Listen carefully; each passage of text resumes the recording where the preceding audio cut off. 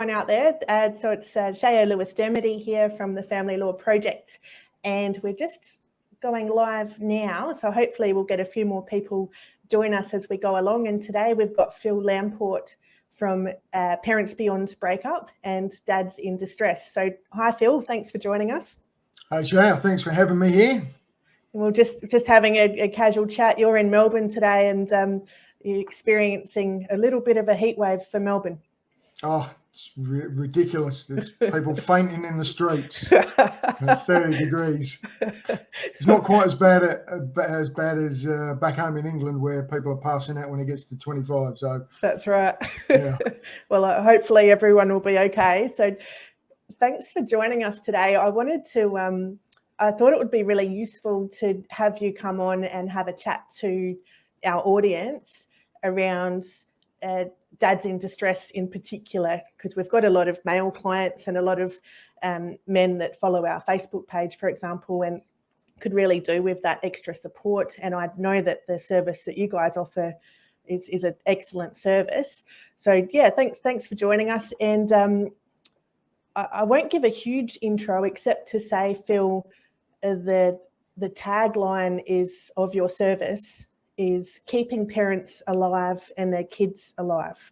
So I'll let you speak perhaps around the service and why the Dads in Distress service started. Yes, thanks, Shaya. Keeping parents alive and in their kids' lives.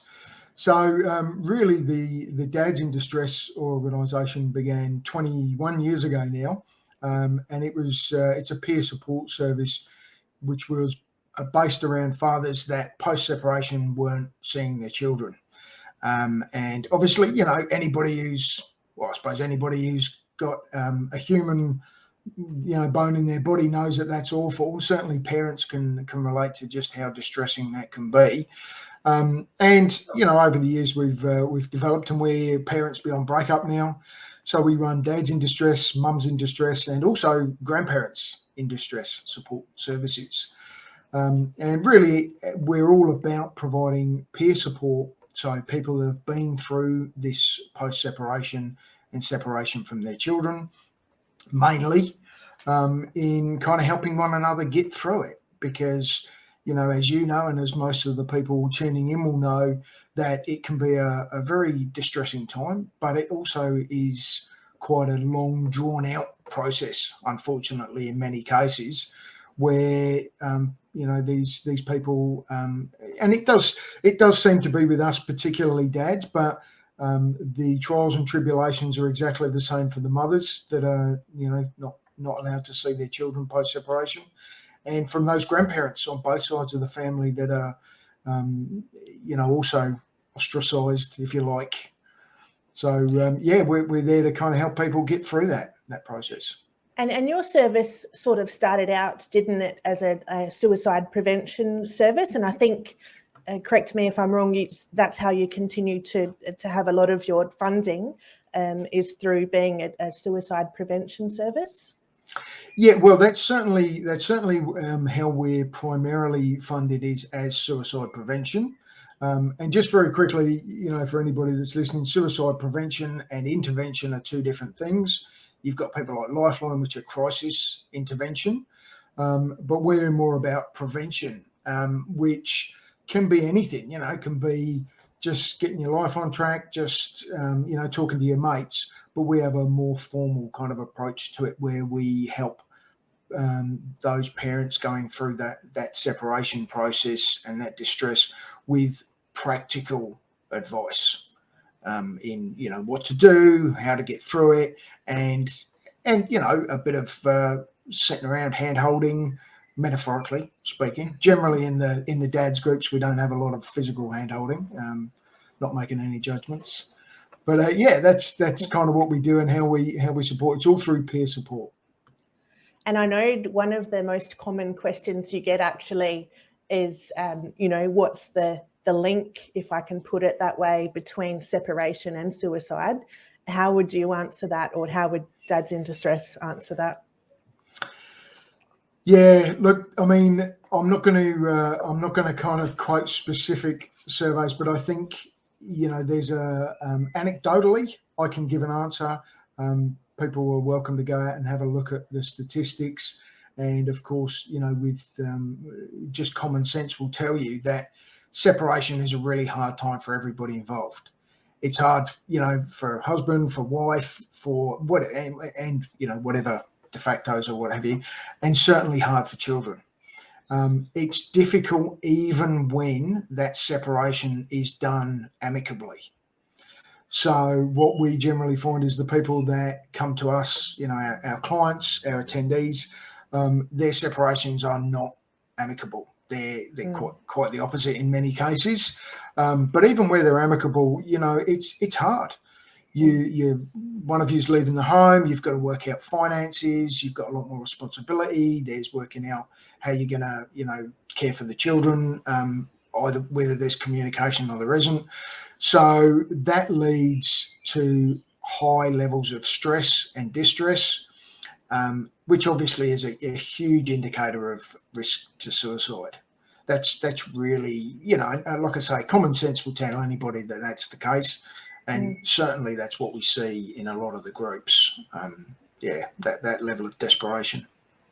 Well, I guess there's no doubt that anybody, whether it is male or female, going through a separation is potentially experiencing one of the most difficult events of their life, Yeah, it's a major factor. And look, one of the things that we've noticed is it tends to be a what would you say, sort of like an avalanche of issues all coming together.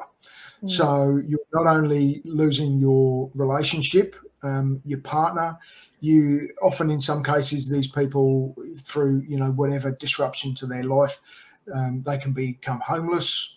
They may have trouble maintaining a job. And of course, there's, the loss of relationship with their children. And there's a lot of uncertainty about the future.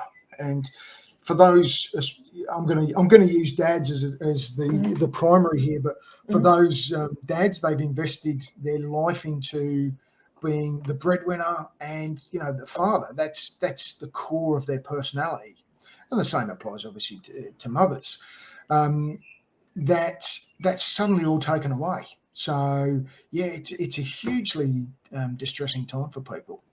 Hence, and it is often unexpected, isn't it? And I think even if you're the person who, for example, initiates the separation, if I can put it that way, it's still very much a time of uncertainty.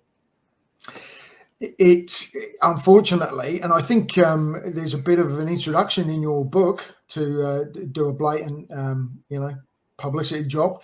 It says something like, "I did not plan to be here." Yes. Yeah. Yes. Which, nobody plans to be there. Right. Yeah. Who goes into a relationship, or who gets married, or who has kids with somebody, plans to have kids with somebody, going, this will probably end in a couple of years. It just doesn't. Well, I don't think I've ever come across that, Phil, in close to 20 years as a family lawyer. I don't reckon that's ever come up. Of course. So, and I think even when you're the instigator or the, person who decides that the relationship is over, it's still a lot of change, but particularly for the person in a reactionary mode, what we typically find, and this is, look, I'm going to jump straight into it, and this is talking to one of the really big issues that we see with the dads that turn up to the support groups, is they're in denial, they're in full defense mode, full reactionary mode. And in many cases, one partner has decided maybe 6 months, 18 months, maybe 3 years ago that the relationship is already over. And during that time, they're removing themselves emotionally, they're planning, and then all of a sudden, in the space of, a day, a minute, an hour, one of you just finds out that you've got 3 years of catching up to do. And all of that baggage is dumped on you, the logistics, the emotions, and you've got to kind of try and catch up and deal with that, and then be a sensible adult who, finds a place to live, puts together a parenting plan, works out your finances, gets a lawyer. to imagine how you can cope with that, it blows the mind. It really does.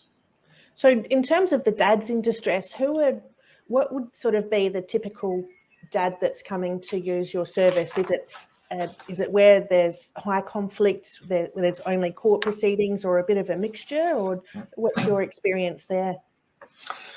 The vast majority of the situation of the dads that come to our groups is that they are unable to see their children or have very limited contact or custody, and certainly nothing that is agreed or in writing or enforceable. So they're sort of starting on a back foot. This is not the only situation that we see, but the vast majority is fathers that are in a position where they are coming from a very underdog position as regards having a continued relationship with their children. So whether that's the extreme of that there is parental alienation, whether that's that the other parent has moved away with the children, maybe interstate, they don't know what school they're going to, where they live. Or even overseas in some cases. But it may just be that there is contested or difficult communication between the parents quite often, and they just don't know, when they're going to see their kids next, or if they're, even allowed to. So that's generally where it differs. That's the commonality, but where it differs is when they find us. And what we really see is, we got dads turning up where they know that the relationship's down the toilet. They're still, they're still cohabiting together, trying to parent. They know that the relationship is about to end, and they want to know, well, what's likely to happen? What can I do to be prepared? They're very, very well on the front foot, to kind of get ahead of it. To the opposite, where they've already been separated for 2 or 3 years. They may not have seen their children, if at all, in that time. And they are, they're just hitting the bottom of the barrel. So the issues are the same, but the level at which people kind of come into the groups is very, very different. And that's, yeah. And how do you think it is, Phil, that sort of, is there something that people are looking for when they reach out to dads in distress? Is there sort of a common theme that you see? Is it, I'm not sure if you maybe have just answered that. Yeah. Well, I think one of the things that, and one of the reasons why I was really keen to talk to you, going through the book, is that there's a lot of similar values and similar ideas around that, because what we find is a lot of people who contact us, call the helpline, or turn up to the support groups, what they think they want is, I need the name of a good lawyer, or can you tell me what to do? Right now, everybody's situation is different. I think you've got a Dr. Seuss quote about. I love that. Yes. About being unique. Yes. Yeah. And every situation is different. Every, dad that turns up is different. Their ex-partner's different. Their kids and their personalities are different. So there is no one answer to that. So people turn up and they think they need legal advice and or referral to a good lawyer. Now, they need both those things, undoubtedly, in most cases of, a contested separation. But what they're not really aware of is the support that they're going to need to get through that process, that, linking arms, being around people that have already been through it, and having their ideas heard and talked through, their personal situation. And that's kind of what they find when they come to us, is we can refer them on to local lawyers. Other dads will say, well, I've used this person, or this was the questions I asked. But they come for legal advice, if you like, or referral, but they stay for the extra support is really what we see they come for. Yeah. And that kind of ties in nicely with what I was going to ask you next, actually, is the difference between the service that Dads in Distress offers as opposed to the support that your guys might have from family and friends or legal advice. So where does Dads in Distress sit in that overall scheme? Yeah, the way that I nearly always, I guess, spruik what we do is we are a value add. So we are not lawyers and we're not psychologists, we're not therapists. You know, if you're in a situation where you need to seek, you know, a direct therapist, if you should be under the care of somebody to help you, you know, deal with the distress of what you're going through, you know, antidepressant medication, whatever, and of course professional legal advice and any and other services, we are additional to that. We don't replace any of those things, nor do we wish to. But we know that, look, I mean, we know for over 21 years, you know, the dads that come through the service, the parents that come through the service and come back even years later and say, you know, I wouldn't be here for my kids now. I wouldn't have ever reconnected, or it would have taken me 3 times as long. I would have made all these mistakes. Yeah, it's a value add service. Would you mind, Phil, and I'm not sure how you're going to say no to this, to sort of share your story and how you became involved with Dads in Distress? I sort of put you on the spot there. It is hard to say no, isn't it? I was not expecting that. If you're not comfortable with that, Phil, just generally how people do become involved with the service. No, look, I'm totally fine with sharing my story. I separated from my kid's mum 12 years ago. And I guess one of the things that makes me so proud of the organisation and of all our volunteers, our facilitators, and of every parent that reaches out to us is that my story is actually not even that, you know, extreme. It's a really, like, why did you even need support kind of thing? You know, I feel guilty for having, you know, had to go to Dads in Distress 11 years ago. I started, you know, in the groups because my kid's mum was really great. You know, she knew how useless I was when we separated. She even gave me a cookery book as I walked out the door and was like, you know, Jamie Oliver, how 5-minute cooking, you know, so I wouldn't starve to death. Did you use the book? I did. Yeah. Between that and, you know, cans of beans on toast. I was pretty useless when I first separated. So, you know, she was aware of how important the children were to me and how important I was to the children. And I was very emotional. I wasn't, you know, I didn't handle it particularly well, and she was really understanding of that. So my situation was not what many who turn up to the groups would even call distressing. And yet every day that, you know, I moved to the other side of town, I stayed in a friend's spare room, slept on the floor for 18 months because I couldn't quite bring myself to realize that it actually happened and it was real and I had to move on. Every day I woke up and my kids weren't jumping on the bed. Every day I come home from work and they weren't standing there waiting to greet me at the door. That broke me. It broke me badly. And this is with weekend, you know, every weekend with my kids, access whenever I wanted, good communication with the mum, you know, support from family and friends. I found that incredibly difficult. It really smashed me. It knocked me off my feet for a long, long, long time. And so I see hundreds and hundreds of parents come through with situations dozens or hundreds of times worse than mine, and they deal with it.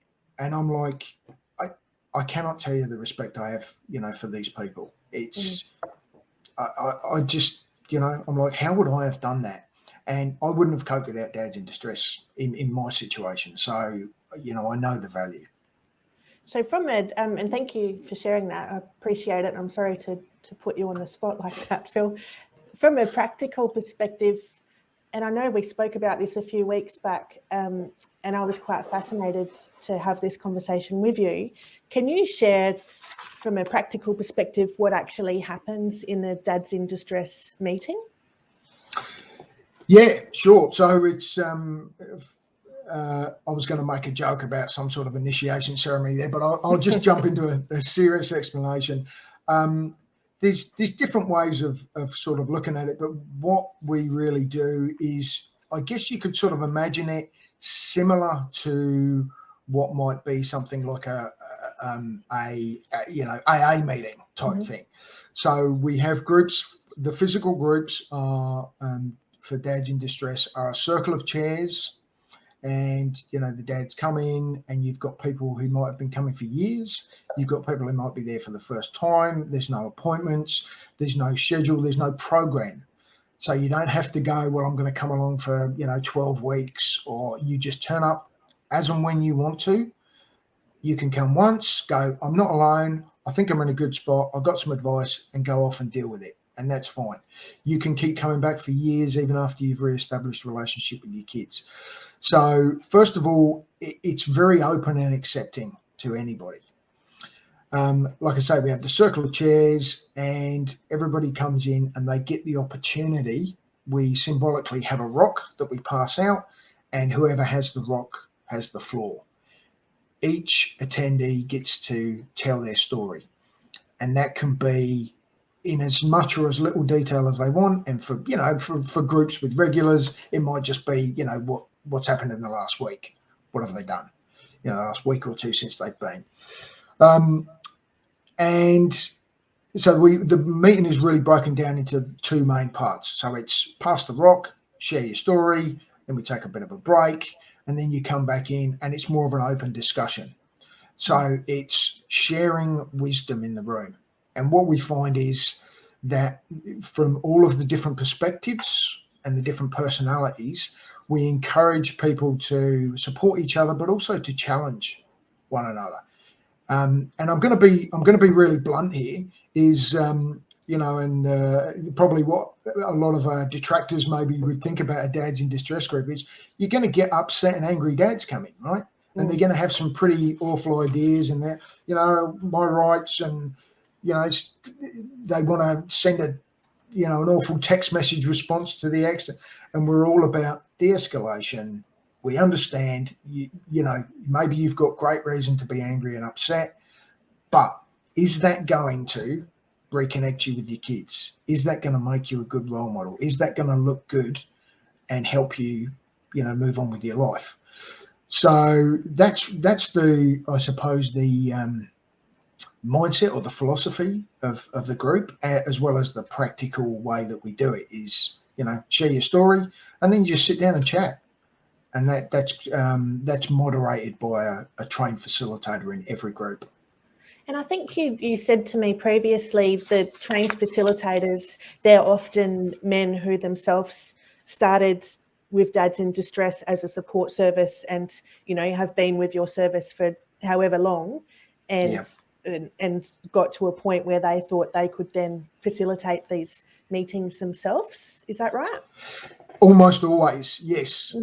Almost always, with very, very, very few exceptions, because what we found is that somebody who's been coming along to the groups and has got value themselves and is aligned with our values as an organisation. So we're not a militant, go out and burn down the courthouses type thing. And, I totally understand where people have frustrations with any and all of the systems, whether that be, child support or courts or whatever it is, right? But we're all about, well, this is what we've got. How can you work within this to get a good outcome and reconnect you with your kids? It's that simple, really. It's, you can be emotional in the room. We all get it. But what we want is for you to be able to go away and have a good plan and a good approach to building a case and building a relationship with your children. And so when we have group attendees who really get on board with that, and they realise that maybe their anger or their emotions didn't help them. And look, we've got plenty of guys who, they'll tell you that they set their own case back years by their behaviour early on, and then they changed and realised, well, these are the people we want facilitating the groups. Those are the guys that are coming into the group, and they're not going to talk down to you. They're not going to, say, oh, well, get over it and move on. And, they know that it's difficult. They totally sympathise, but they also will kind of help people approach it in a way that's moving forward, And how important is it, do you think, to sit amongst your peers in that respect?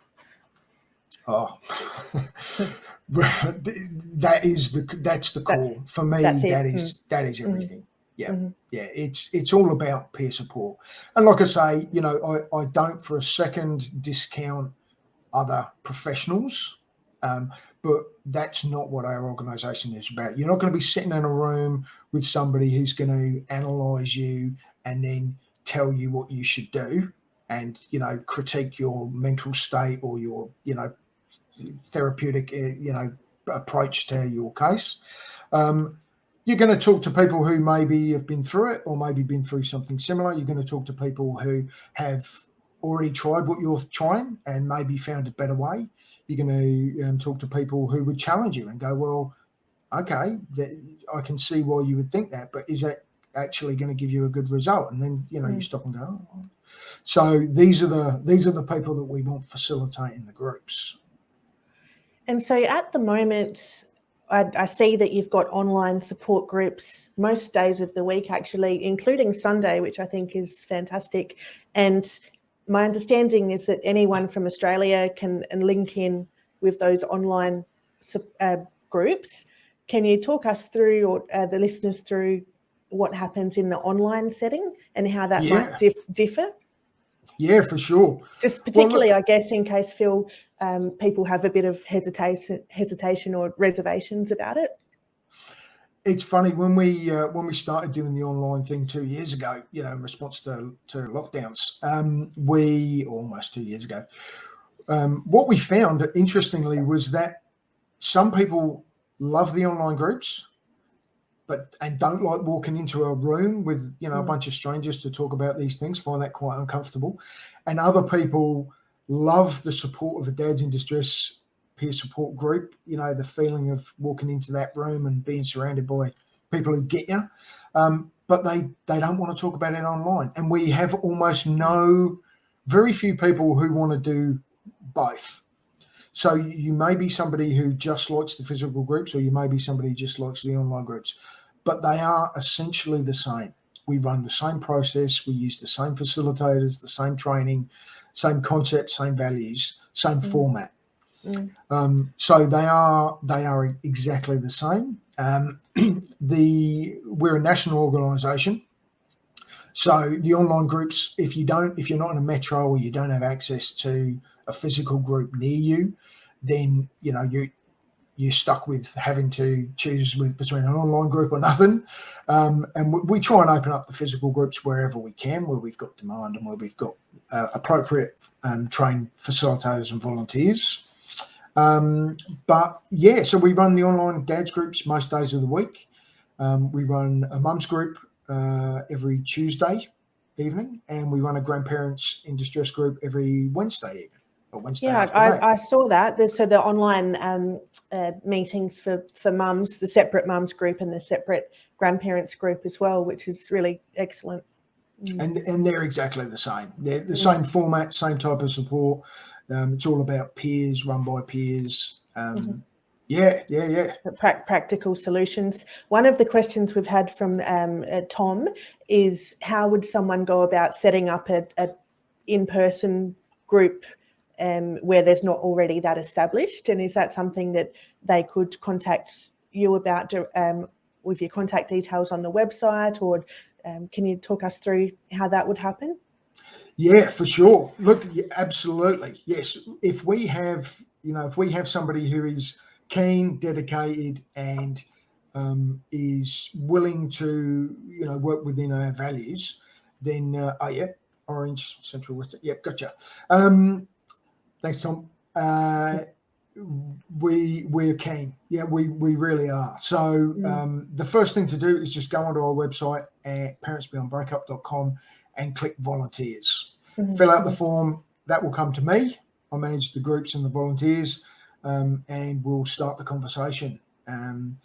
We'll go through the process of probably getting you into some of the online meetings, or if you are able to travel to any of the physical meetings, that's fine too. So, volunteer. There you go. There we go. Look at that technology. Wow, It's good when it works, isn't it? You've got some professionals in the background there. I'm loving this. It could all be me, Phil. I think the only thing, I'm just mindful of the time, and I'm just looking over my notes, which I did handwrite because we did have technical issues at the outset with my printer.